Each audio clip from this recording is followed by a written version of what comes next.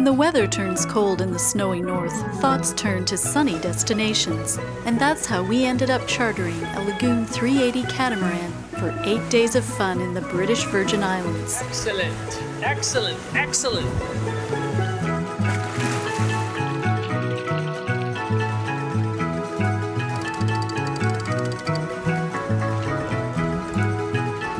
Like us, our friends have years of experience on monohulled sailboats, but had never sailed a catamaran before. So come aboard as we experience bareboat chartering and discover why sailors consider the British Virgin Islands to be the world's best cruising grounds. I wanted to see the world. I longed for the romance of travel Now we live on a sailboat. and travel the oceans. Join us as we sail to distant shores.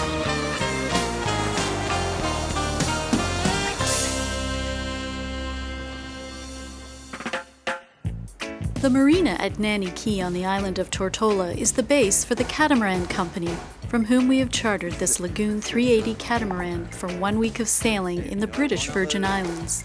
The cat is staying steady. The monohull is. There is a sign on the boat there. Maximum 3 people. This is all one trampoline. Yeah, this is one trampoline. So please Mark, the Catamaran Company all rep, of you starts us off with an initiation jump tour. and make dancing in the trampolines. Steve was worried that it wouldn't be enough to support him. Oh yeah, Peter. Yeah. Not much more. A catamaran has 2 hulls or pontoons. We're all very experienced at sailing monohulls, traditional boats with 1 hull. Somebody said with the catamaran, it's better to come alongside, so we want to clarify the different procedures for operating a catamaran before we head out on our own. They're trying to tease us monohull owners by telling us strange things. No. Believe it. It's exactly the same. When you go with your boat, I mean, you know how to furl and unfurl a Genoa. I mean, this is nothing different than a monohull. So to start up, you have 2 engines here. So port, starboard, much easier than a monohull. You have 2 securities. It's like a car. Using 2 engines makes a catamaran easier to maneuver in tight quarters, but the technique requires some practice, so Mark will take us for a test run to the fuel dock. To be accepted for a bareboat charter, you must submit a sailing resume. We're leaving, finally. But even if you have a lot of experience, these initiation runs are standard procedure to ensure everyone's safety. So, how's it feel to be at the helm of a cat? Feels very different. Hey, you on the camera too, man?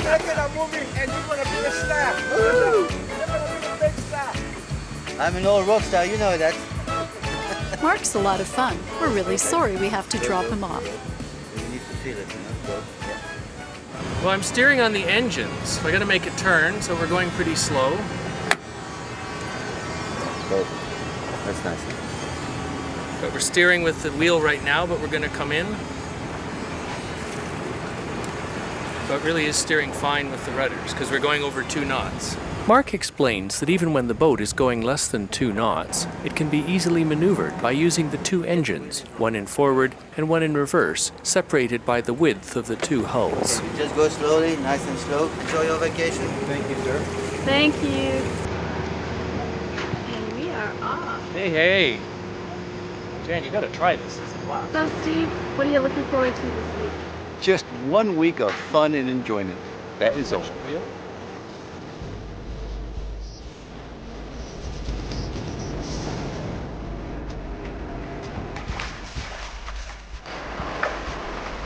Jan is a racing sailor and former sailmaker, so really wants to test out this rig.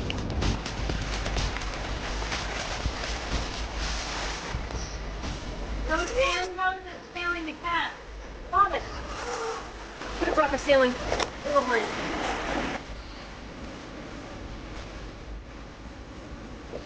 An amazing day. We sailed at about 8 knots on this lovely catamaran. A little bit off the wind, but then you create your own wind, so that's not too bad.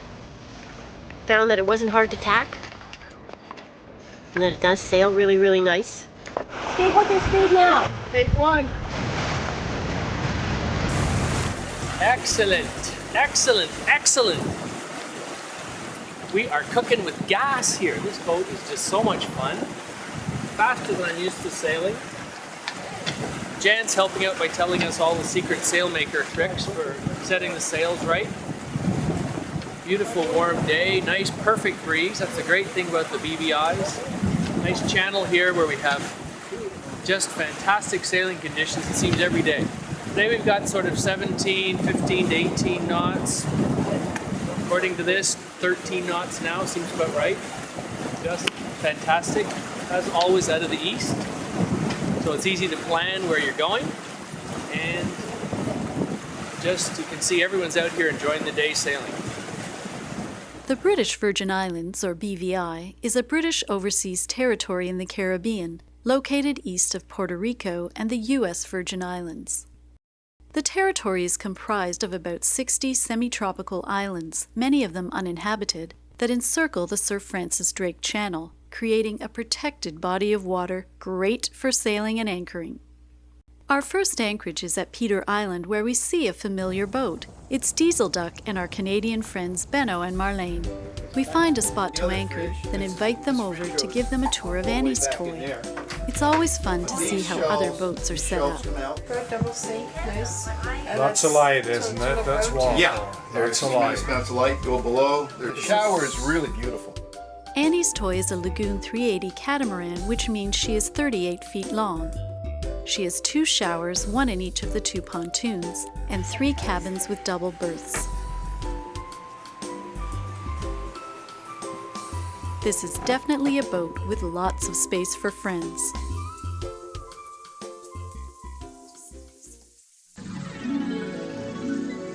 We're seeing lots of little fish around the boat, and it looks like we've got some great reefs right here along the shore. That's a great thing about cruising. You can just jump right off the stern of the boat and away you go.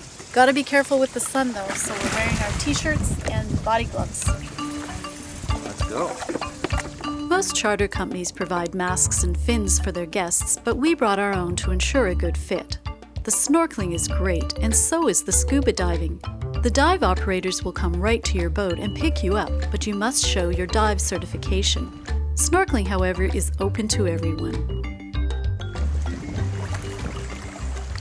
What a fabulous dive right here by the boat. We have these beautiful reefs, so many fish. What do you think, Jan? Was it worth jumping in? It's magical. It's just a short trip around the corner into Leverick Bay at the north end of Virgin Gorda. Mark from the Catamaran Company recommended Leverick Bay as a good secure base to leave the boat, rent a car, and tour the island. As we come in, we take the opportunity to practice the technique of securing the boat to a mooring line. To do it right, we need a boat hook and 2 of our dock lines, one for the starboard bow, the right side of the boat as you face forward, and one for the port bow, which you see Jan is attaching to the cleat. I'll do the same on the other side, and we'll thread these lines through the mooring when we're close enough to grab the float with the boat hook. Steve motors up to one of the available mooring balls as Jan gets ready to grab it with the boat hook. We approach slowly with the boat facing into the wind for best control. Forward, Steve! Oops, we miss it, but Jan manages to catch it as it goes by along the port side.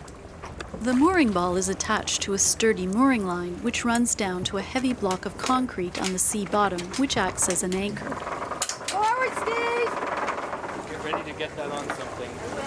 Now's the time to act fast and get the 2 lines threaded through the thimble or loop on the mooring line and secure them back to the cleat.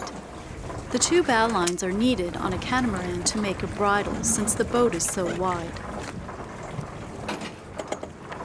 This keeps the boat lined up into the wind and prevents it from sailing back and forth too much while it's attached to the mooring line. Success? Yes. Good one to pick up. We're really close to the dinghy dock here. Nicely done. With the boat secure at her mooring, we set off to explore Virgin Gorda, the 3rd largest island in the British Virgin Islands and the BVI's most popular destination. The numerous bays, whose beaches are protected by barrier reefs, are a draw to anyone loving sun, sand, and sea. Virgin Gorda, which means Fat Virgin, was apparently named by Christopher Columbus, who thought the silhouette of the island resembled a rotund woman lying on her back. Guess he'd been at sea for a while. The biggest attraction on Virgin Gorda is what is known as the Baths, a geological formation of huge granite boulders thrust up from the ocean floor 15 to 25 million years ago. They form scenic grottos and pools, attracting swimmers and hikers. Another thing about the baths is that there's nice trails, and we were a bit worried about the heat, but so far it's a nice shady walk.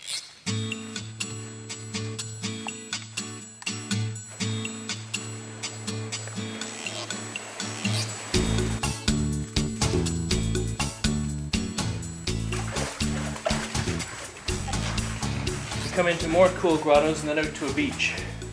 It's a good idea to plan about 45 minutes to an hour to fully explore all the tunnels, caves, and grottos formed by these massive boulders. The area is protected by the National Parks Trust, who have installed various devices to help you get around. And don't forget your camera. On this excursion, the photo opportunities are endless. Love it. Come on, hug and kiss. All these lovely grottos to play in and explore. Dinghies are not permitted to land on the beach at the baths, so if you come by boat, you have to swim ashore. We're glad we have the cars so we can see more of the island and head for the Dockside Grill, where the locals go for authentic Virgin Islands cooking. Paul tucks into a dish called bull's foot soup. You don't need that, it's that's the poor guy's little foot. I have to ask if it's really the foot of a bull. Yes, just the foot. Cut it in pieces, but it comes cut already. So we boil it, we put onions and pepper. That is the bull foot.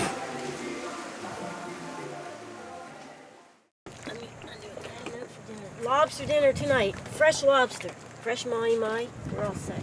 Good. So at the Anegada Reef Hotel, I was able to call them on the VHF radio to make reservations.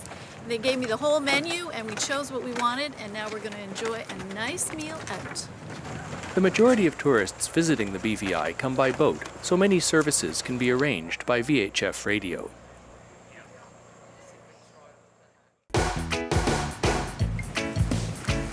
We are charging along past Tortola. Got a bit of local wind around here. What a great day for our last day in the British Virgin Islands. Gosh, I don't want to go home. This has been so much fun. It's been great getting to try out catamaran for the first time. They seem really perfect for the Caribbean, especially for charters. There's all these cabins, they sail fast, it's upright, lots of room on board. And it's even good that it's not sunny this last day, since I'm practically toast from all the sunburn. So if anyone's thinking of coming out for a charter, British Virgin Islands has got to be the best place for it. It's relatively easy navigation, sailing is pretty constant, and it is a blast. Thanks for watching this Distant Shores how-to segment. If you enjoyed it or found it helpful, please give us a thumbs up, and don't forget to subscribe so you don't miss out on upcoming videos. Are you interested in the cruising lifestyle? Are you planning to sail away on a cruising adventure? Or researching cruising areas and destinations? Distant Shores is a television series about the cruising life, with lots of tips for sailors planning to sail away. This is Oswego, New York. We are entering the Erie Canal system, and this will take us all the way from Lake Ontario to the Hudson River, which gets us to New York City. Plus destination information to help you make your cruising plans. Yeah, I can stand on the bottom. We've been filming Distant Shores for nearly 15 years and know the fun and challenges of the cruising life. We've made Distant Shores with you in mind. We include plenty of cruising tips in this travel series, as well as lifestyle segments and hints for sailors heading to exotic destinations. Encouragement for you and your crew to get out cruising.